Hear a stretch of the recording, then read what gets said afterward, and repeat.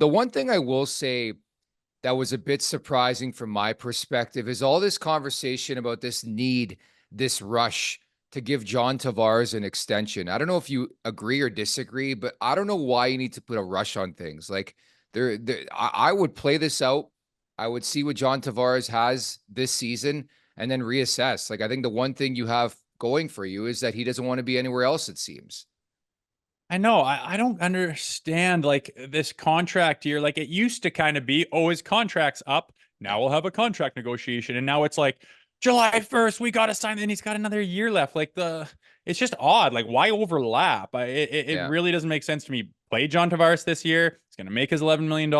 We'll see what he's got in the tank and how much he can contribute and what role he slides into.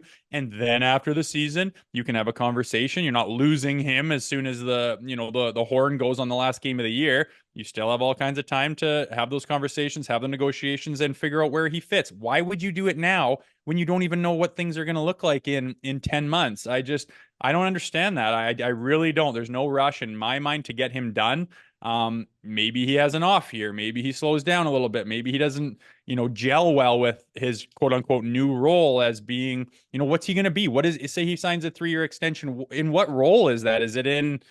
What is the role and what is his value and how much money is he going to make and what's the term? I don't know right now. Let's see how this entire bloody season goes and then reassess from there. That would be the obvious thinking from a businessman standpoint, from a GM standpoint. Why would you want to rush it? So I'm never really of the class that thinks you have to sign a guy before his contract's even over. You signed him for X amount of years, let him play that, and then decide from there. You'll know more about where your cap is, who you get, what happens at the trade deadline. Like, people put themselves in bad positions all the time because they make decisions before they have to, and then things change. I don't understand the benefit to signing John Tavares right now. That's exactly it. And I won't lie. I'm a bit fearful that they're going to do the exact same thing that got them in this mess to begin with. Because the one thing to point out this year specifically, it's the most they're paying the core four in general with the Matthews extension, with the Nylander extension.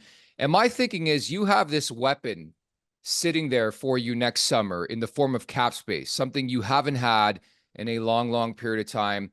You look at Mitch Marner, you look at John Tavares specifically. So hypothetically, they go to the playoffs and they well up again. They can't get the job done.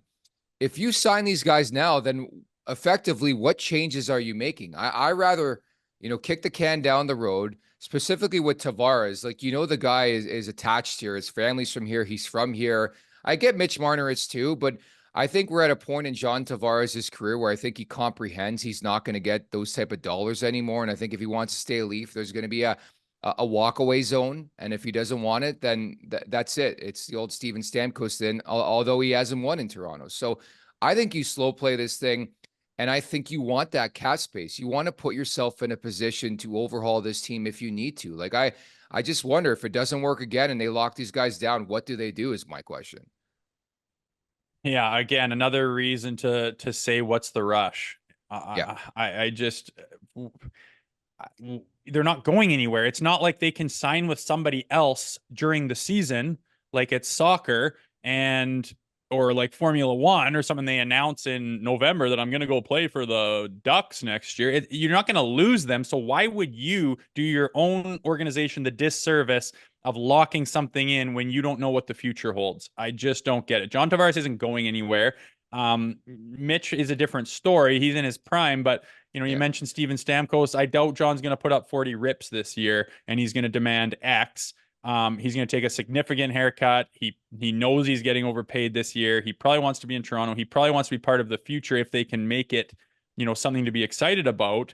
And so far, they just keep shooting themselves in the foot by binding themselves with contracts.